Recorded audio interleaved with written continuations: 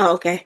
So tadi yang convenience ekonomi tuh itu tadi apa mereka tuh ya basically sistem ekonomi yang ada sekarang jadi bikin mereka punya value tapi mereka nggak bisa praktis. Terus orang tuh kalau punya value kan harus menjadikan itu jadi action untuk membuat perubahan. Nah, tapi karena sekarang mostly social apa ya fabric itu terjadinya di TikTok, terjadinya di sosmed dan terus terang memang sekarang tuh kalau opsi offline activities yang kayak zaman kita tuh emang quite limited karena kayak activism tuh semuanya digital activism tuh sangat mendominasi. Nah, kadang orang itu kalau udah ngelakuin digital activism ngerasa udah doing a part. Padahal kan sebenarnya tuh udah selesai ya. Itu kan baru. Oh, Nah, gitu. Jadi ada sense of instant activation juga gitu yang membuat mereka kayak oke gue udah capek juga kayak oh, oke gue udah share gue udah ini gue udah ngomong di ini udah oke I've done my part padahal itu belum selesai belum komplit dan itu kadang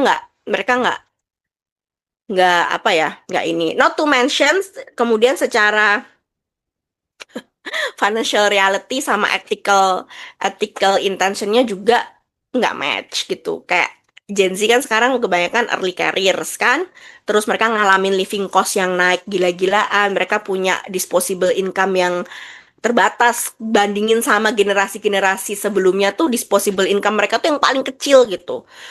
Dan makanya ketika ada pilihan antara kan sustainable lagi kan, sustainability itu mahal kayaknya karena. Jadi kalau ada pilihan yang lebih murah, convenient, accessible versus yang ethical, yang mahal gitu kan ya, mereka pasti akan milih yang feasible yang mereka bisa gitu.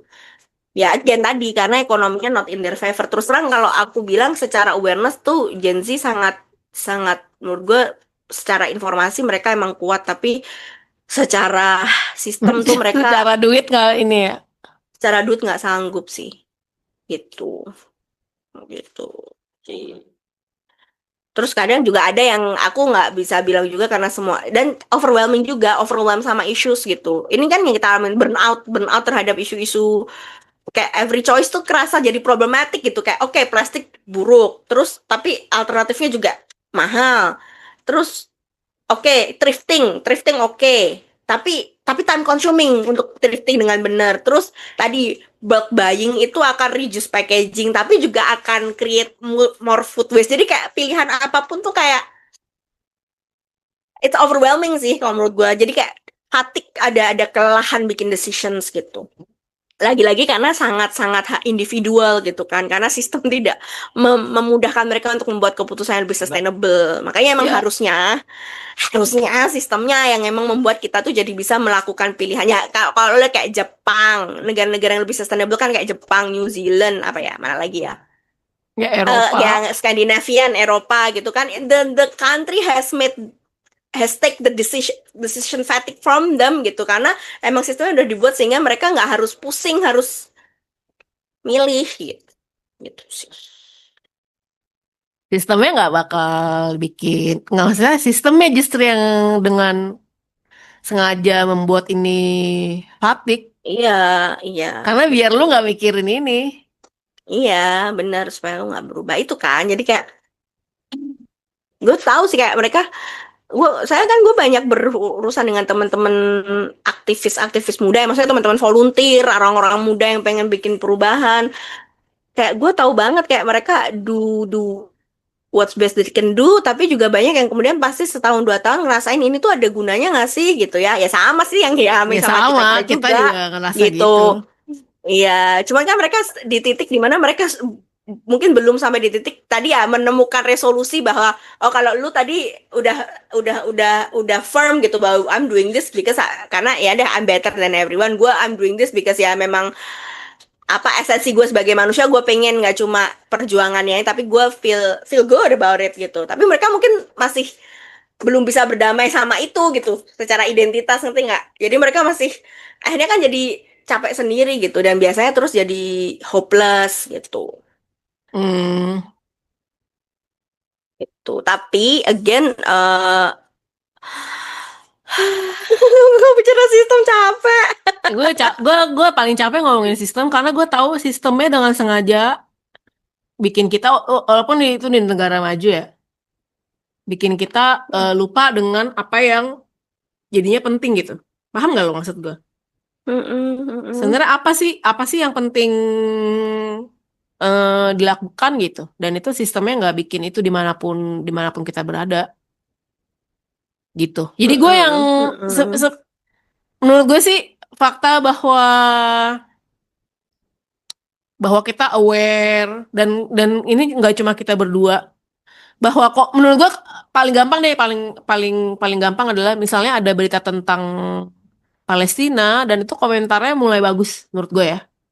Mhm. Komentar yang tolol tuh sedikit berkurang loh kalau gue perhatikan, at Gue least di sih mostly dominasi di thread bagus-bagus, maksudnya ya memang sesuai sama exactly mm-mm, moral gitu. Jadi realistic.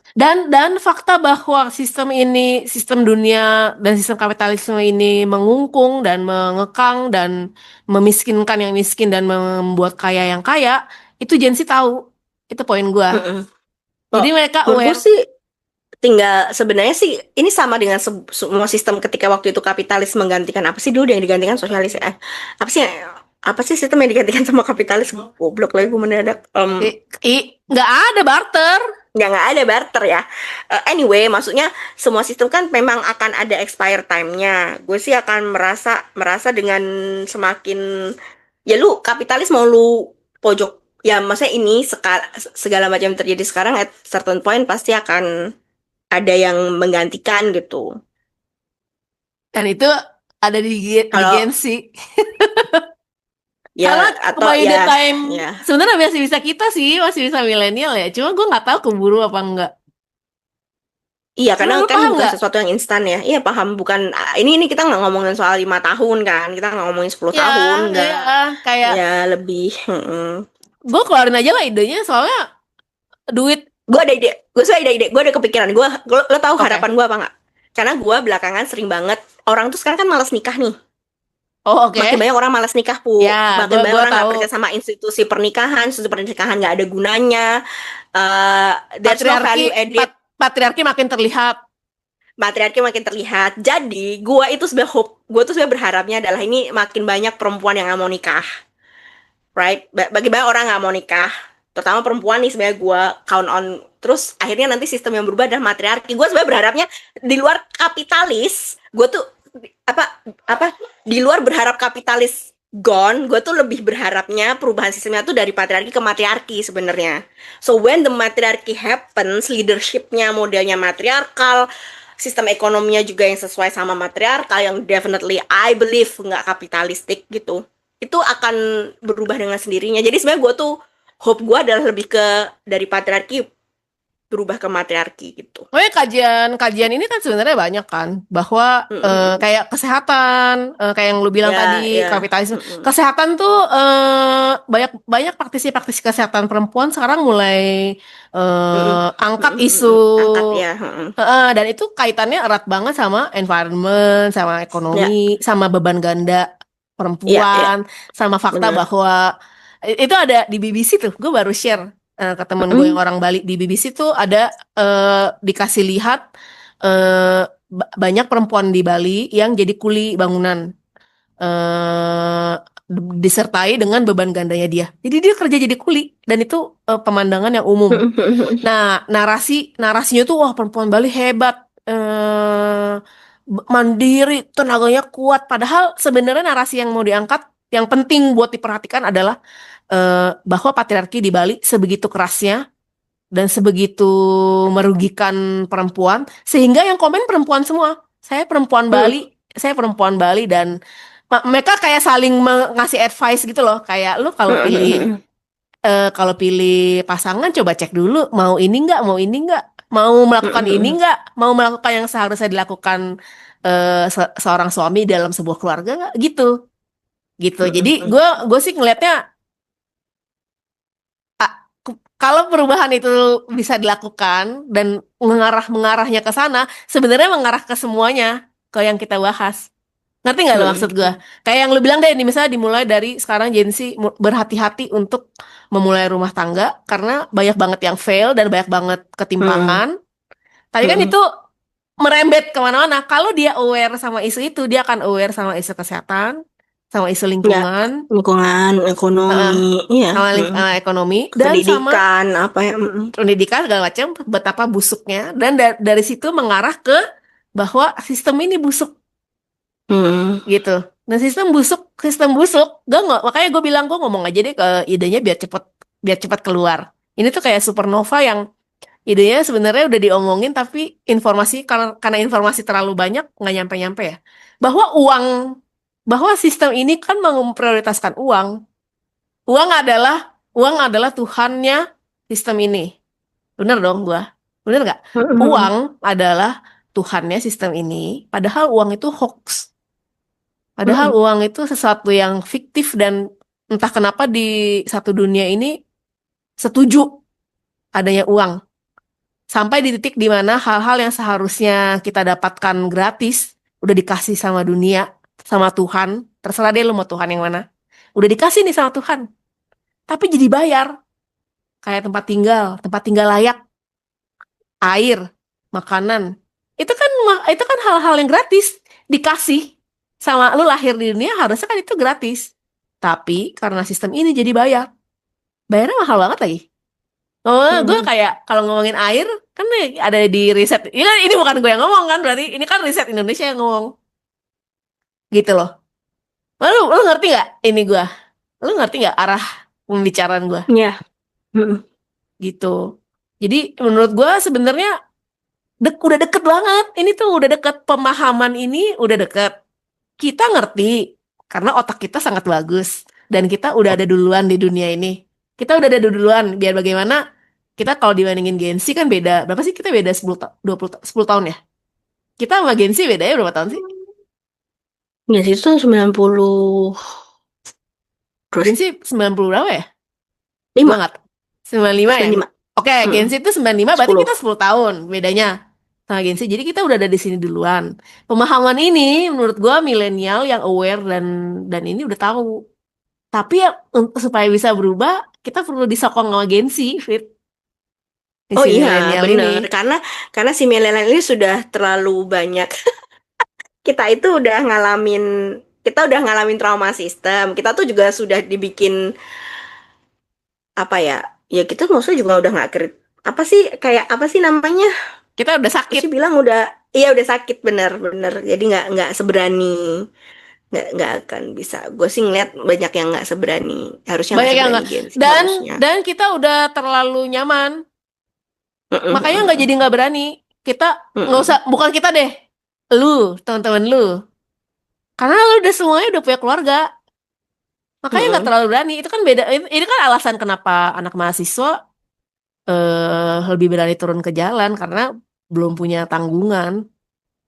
Bener nggak gua? Logika Ya gua. kalau mungkin kalau teman-teman gue banyak juga yang berani ya, yang Iya, pada di gua yang nggak. main Tapi keras. kan nggak bisa digeneralisir. Maksud gua, Iya iya iya. tentunya, Maksudnya kalau tentunya. kalau kita ngomongin milenial yang bukan aktivis ya. Ya, dan in general di Hmm, seluruh dunia yang turun ke jalan dan demo itu kan mahasiswa di usia di iya mana benar. eh, Ya emang kemungkin udah banyak pikiran resiko kan, ya banyak mikir resiko. gitu. Jadi eh, kita kayak buat menurut gua dan gua berharap analisa gua bener. Gen Z udah lihat semuanya dan mereka cuma perlu menyimpulkan bahwa sistem ini tuh hoax yang sebenarnya bisa dieliminate kalau semuanya mau dan setuju. Ini tuh sama kayak semuanya mau dan setuju bahwa ada uang di dunia ini. Seharusnya bisa juga semuanya mau dan setuju bahwa uang bukan Tuhan, gitu loh. Dan itu bisa dilakukan kalau Gen Z, kalau milenial memandu dan Gen Z yang bergerak, gitu. Buat gua, tolong 5 orang viewer Gen Z yang nonton kita, tolong ini direalisasikan. Bisa nggak ya, Fit? Iya. Jadi ke situ Ya arahnya. gue sih kalau gue sih yakin bisa, cuma waktunya memang. Dan tapi menurut gue si perang ini, si kelakuan-kelakuan si para pemimpin-pemimpin laki-laki tua itu juga membuat ini, gue merasa mempercepat ini gitu. Mempercepat nih, kalau di US udah Heeh. udah banget nih mempercepat karena udah gila aja presidennya. Gue bukan ngomongin presiden Indonesia kan, gue kan ngomongin presiden Amerika. Udah gila presidennya. Dan itu semua semua satu negara bisa lihat, satu negara dia Eropa semua seluruh dunia bisa lihat gitu, dan yang lihat Gen Z yang aware sama masalah ini. Nah, kalau di Indonesia kan juga bisa lihat gitu loh maksud gua. Mm-mm. Itu lagi tadi balik balik lagi ke itu tadi yang inisialnya I gitu. Tapi kalau ngomongin itu Fit, itu kan itu masih jauh dari apa yang gua bahas. Padahal makanya menurut gua yang perlu di riset itu bukan level itu, yang perlu di riset itu level dunia. Karena selama dunia di sistem yang sama, terlepas dari kita mau mengganti sistem administrasi per negara, balik lagi ke situ gitu.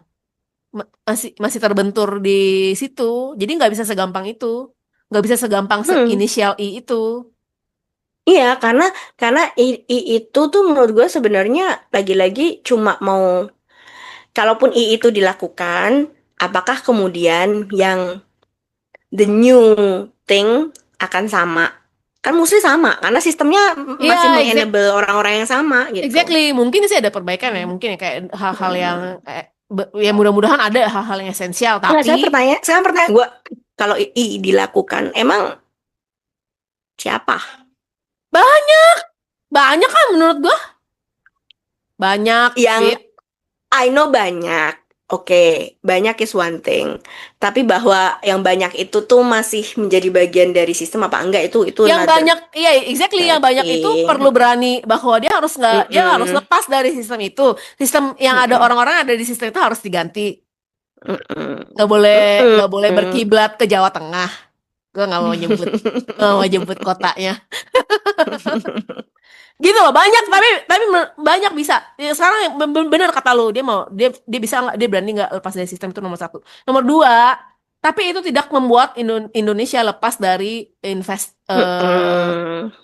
kepentingan investment. Nah, itu berani nggak? Karena Afrika mana tuh? Afrika, bukan Afrika Selatan, ada satu negara Afrika yang berani loh dia nggak mau kan, dia nggak mau ada dia nggak mau ada intervensinya Eropa, share ekonomi. Jadi ditolak, investment asingnya ditolak sama dia. Yang lo pernah lihat kan yang ada presiden masih muda yang dia pakai baju Hmm. agak militer. Ya walaupun mungkin dia diktator ya, tapi secara ide, ya, Ya karena diktator, makanya makanya karena dia bikin diktator. itu. Cuma Eh, secara ide dia nggak mau ada kolonialisme di negaranya. Sebenarnya idenya bagus. Oh, colonialism, right? Karena kalau Heeh. bagi gue sih, eh investasi tuh baik, oke-oke aja gitu. Cuman tinggal masalah bahwa kita apa investasi macam apa yang kita ambil gitu kan, termsnya yang fair and just apa enggak gitu-gitu sih. Oh. Ya investasinya nggak ada yang salah, iya. Hmm. Tapi kalau nggak mengutuk genosida tuh gimana? Terus lo Oh ada lah di iya, kan itu gimana sih? makanya itu. Emang Makanya itu itu. gimana? Iya maksud gua, udahlah, udahlah. Nanti gue susah, gue nggak bisa memfilter diri gue sebagus itu. Dah, pokoknya intinya Gen Z yang nonton ini dan aware itu tahu apa yang kita bicarakan, dan bukannya Hmm. pengen ngelempar bola ya, tapi bukan masalah kita pengen ngelempar bola ya sebagai milenial.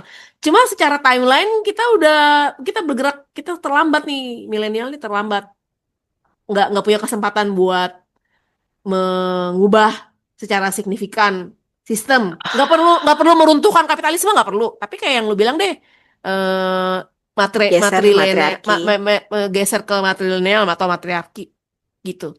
Itu bisa dilakukan di timeline-nya. Belum tentu milenialnya pasti bantu, kita pasti pandu, kita pasti Mm-mm. bantuin, dan kita punya kita kita punya masih punya lah waktunya. Tapi bebannya ada di Gen Z secara timeline menurut gue. Kalau gue sih bahkan merasa nggak akan bisa di titik di mana bilang kita milenial akan pandu, karena terus terang we've been trying to do that for what, for decades dan gak berhasil. Jadi maybe Gen Z juga mungkin, I'm not saying Gen Z, aku bahkan mungkin gak Gen Z, mungkin Gen apa, maksudnya the next wave lah ya, yang belum sesakit kita, mungkin they have another another ideas gitu. Ya basically sih kalau gue open to emang bukan aku mau ngomong radikal tuh bukan berarti Ya, radikal, ya. maksudnya kayak ide yang seradikal mungkin dan out of the box sih akan menarik sih. Menarik aja sih kayak sebenarnya kolaborasi lintas generasi ini. Karena kita kan sebenarnya masih bertanggung jawab. Let's say ya, kalau umur kita tuh 75 tahun, 80 tahun kita hidup. Ya. Berarti kan kita masih punya milenial mah umur 30. Ya masih punya 40 tahun sih, Bu. Ya memang menurut gue memang terlalu cepat juga kalau kita melempar melempar tongkat estafetnya ke yang lebih muda, tapi basically kalau ya collaborate bareng-bareng. Nggak, tapi gue kenapa ngomong gini? Karena teman-teman kita yang milenial itu ada di Hmm, sistem. Termasuk teman-teman hmm, lu, teman-teman gue sih enggak. Gue sih ya. hmm. Temen lu ada di sistem. Terlambat mau dikeluarin. Yang di atasnya kita sedikit, Gen X. Kan yang diculik. Jadi ada di sistem juga. Udah ada di sistem. Iya dong, udah fail tuh di Ya, atas ya, Gen ya, X ya. tuh. Angkatannya Rizky udah fail. Milenial udah banyak banget yang ada di sistem. Bismillah komisaris. Alhamdulillah komisaris. Makanya gue bilang Gensi. Dan Gensi karena Udah pada ada ini nih, apa punya dapur? Kan sekarang target ya dapur kesuksesan adalah mempunyai punya dapur MTG. dapur. Nah, Ya, itu karena itu udah angkatan kita tuh. Jadi kita secara jumlah udah sangat kurang. Kalau yang idealis susah nggak ada. ya, ya. Udahlah, udah deh kita end aja karena kita end. Jadi Tapi somber. Ya, kita end tapi gue hopeful sama Gensi. Karena mereka kasihan yang banget concern. Gensi. Tapi mereka concern. Kasihan banget Gensi. Mereka aware, mereka tahu isunya, mereka concern, mereka deeply worried. Dan mereka dalam keadaan tertekan karena nggak punya financial means. Orang yang nggak punya financial means itu yang malah nekat, Fit, menurut gua gitu loh. Tapi kan So, nekatnya bisa dua spektrum ya. Nekat yang ya negatif atau iya. atau Nah itu gue positif. worry-nya tuh. Karena Tapi ya, bisa aja, ya, ya, ya. at Oke. least Gue nggak bunyi. mau, gue nggak mau terlalu prematur ngomongin ketakutan gue. Oke. Ya kalau karena kan ini sering banget nih di reels kayak fear itu illusion, fear tuh illusion. Jadi ketakutan-ketakutan kita tuh ilusi, Fit. Maksudnya apa yang ditakutin sama Jinsi itu apa? Udah itu ilusi. Jadi lu bergeraklah sesuai keyakinan lu, berdasarkan pengetahuan yang lu punya, lu bisa generasi Gen Z di dunia ini bisa meruntuhkan, nggak usah kapitalisme deh, meruntuhkan patriarki aja dulu. Bahkan mereka, gue argue mereka tahu bahwa patriarki yang dibunyikan oleh agama, gue sebut aja udah itu mereka aware gitu loh. Nggak, jangan bukan agama ini deh, tradisi itu mereka aware. Kenapa cerita-cerita cerita-ceritanya begini, cerita-ceritanya menonjol ke laki-laki, mereka aware itu kan dalam upaya supaya mengkerdilkan seorang perempuan gitu. Itu tuh mereka lebih tahu itu. Kita Kita bikin, kita taunya kita bikin, belakangan.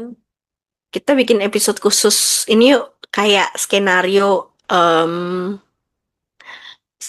untuk menuju sistem matriarki. Jadi kita bikinin ininya apa istilahnya roadmap. Ya, apa sih namanya? Roadmap. Kita bikinin roadmapnya. Ya, ya, ya. Ada lu punya narasumber nggak yang kayak ginian? Ajak dong. Ah, teman-teman feminis. Banyak sih Ya, harusnya yang tapi jangan mau feminis ngobrol. yang ini ya. Gue nih kritikan ya buat para feminis yang nggak bisa public speaking. Gue ngerti kita semua marah kok, kita semua marah. You're not special, gitu loh. Jangan kita harus marah karena gue ngerti ya. Tapi you're not special gitu. Lu jangan marah-marah. Lu mau menarik Gen Z dalam gerakan ini nggak?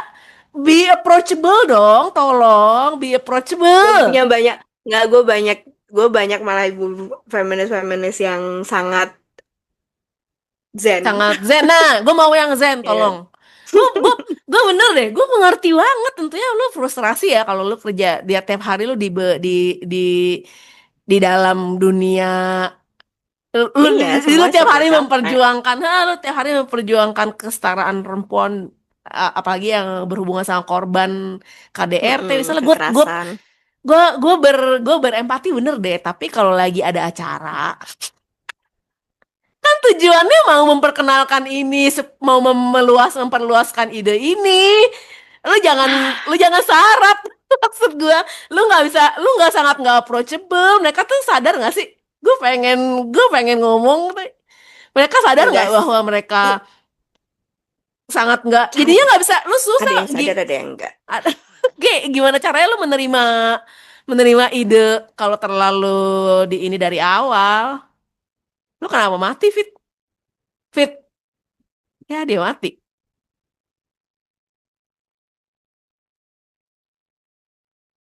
Fit,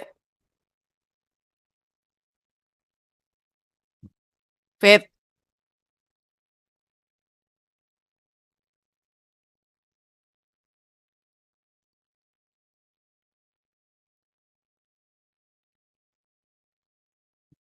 Fit, lu kenapa mati?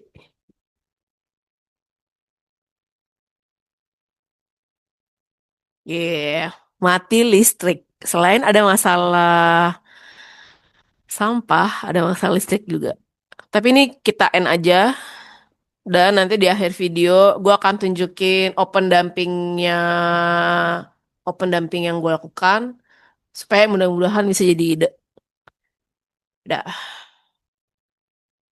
Nah, Fit, ini tuh jadi gue tuh beli sekam. Si sekamnya itu udah difermentasi dia. Nah, ini yang udah gue buka. Ini tuh sebenarnya plastik bukan sih? Ini. Gue agak berharap ini kayak cellulose fiber yang bisa terurai, tapi nggak mungkin ya. Itu tuh plastik ya. Nah, jadi di dalam sekam-sekamnya banyak suka ada ginian. Gue udah usaha sebisa mungkin buat kayak diambil-ambilin gitu biar nggak ada di tanah. Nah, sebenarnya gue tuh punya apa namanya lubang biopori. Ini kelihatan nggak ya? Ini lubang biopori. Lubang bioporinya tuh ada 4, seinget gue, 1, 2, 3 di situ, sama satu lagi nih 4. Penuh, penuh gitu. Jadi akhirnya gue open dumping di sini. Ini open dumping sebenarnya harusnya di videoin pas lagi masih ada ya, kayak makanan-makanan busuk ya, tapi udah terjadi. Jadi ini tuh sisa-sisanya nih. Ini tuh bubuk kopi. Nah, ini gue mau kasih lihat yang di sini. Pada intinya di layer pertama itu kan gue open dumping tuh, pokoknya gue dump semuanya di situ. Terus gue kasih bukan bubuk deh, sorry. Itu tuh apa namanya? Coffee beans. Coffee beans sama daun teh. Kayak banyak banget, gue punya banyak banget. Kayak ini pelajaran gak boleh beli banyak-banyak karena jadinya numpuk dan stale dan gak enak. Tapi jadinya ada gunanya. Sebenarnya harusnya di grind ya. Jadi bentuknya tuh coffee ground sama daun teh. Tapi karena itu beans dan ini tengah malam bla bla bla, gue ada yang kayak terserah lah. Jadi ada layer itu, layer pertama makanan busuk organik, si coffee beans, tea leaves, sama nah di layer kedua yang gue udah nggak ada lagi, dia tuh gue kasih hasil dari komposter instan. Jadi ini komposter instannya nih yang gue pakai, yang itu. Jadi dia ada hasilnya tuh. Hasilnya tuh dia bubukan aerobik. Jadi dia belum jadi kompos langsung, cuma bentuknya bubuk. Itu gue kasih layer berikutnya. Sebenarnya di layer begitu gue kasih layer itu, sebelumnya kan banyak banget lalat tuh. Tapi gue kasih layer itu, dia langsung berkurang lalatnya gitu. Nah, yang terakhir nih si sekamnya. Ini sekam yang tadi. Sekamnya gue taruh. Terus si yang gue berharap itu cellulose fiber or whatever itu, gue cabutin satu-satu, gue usahakan. Nah, itu dia langsung mendingan banget, jadi nggak bau. Ini ada coffee ground bubuk-bubuk kopi yang gue tambahin sedikit sih. Nanti gue ke coffee shop, gue minta lah sisa-sisa groundnya mereka. Nah, ini bisa jadi ide kalau nganggur dan nggak punya uang, kalau nganggur dan nggak punya kerjaan, bisa laku ini di rumah. Itu juga dengan catatan berarti rumahnya punya ini. Kalau ngekos gimana? Itu pertanyaan pertanyaan yang sangat banyak. Tapi ini mudah-mudahan bisa jadi ide. Oh, ini sebenarnya kelihatan sedikit. Jadi ini tuh hasil dari si instan komposter ya. Jadi dia kayak bubuk fiber gitu lah ya kira-kira. Yang ini kurang halus, tapi memang kalau dia banyak fibernya dia eh, nggak bisa terlalu halus. Tapi kalau nggak banyak fiber, ini dia halus gitu, kayak gitu. Jadi bayangin kayak gini tapi banyak. Jadi dia warnanya bisa macam-macam tergantung apa yang lu kompos gitu. Kayak ini agak merah kalau lu bisa lihat nih. Jadi gue biasanya gue simpen di sini. Ini dia sedikit agak agak kemerahan karena gue sempet ngekompos banyak beetroot. Terus ini walaupun tadi kan yang gue kasih lihat tuh bawahnya tuh kayak gini. Ini sebenarnya di atasnya ada bunga-bunga sedikit. Jadi yang ini gue pamer. Yang bunganya ini gue iseng gue tanem. Dia tapi lumayan invasif sih. Jadi dia lumayan nempel-nempel ke tanaman gue yang lain. Ya kalau yang bunga cuma intermezzo. Tapi gue suka bunganya. Warnanya soalnya cakep banget gak sih? Jadi benar-benar stabilo pink. Gitu.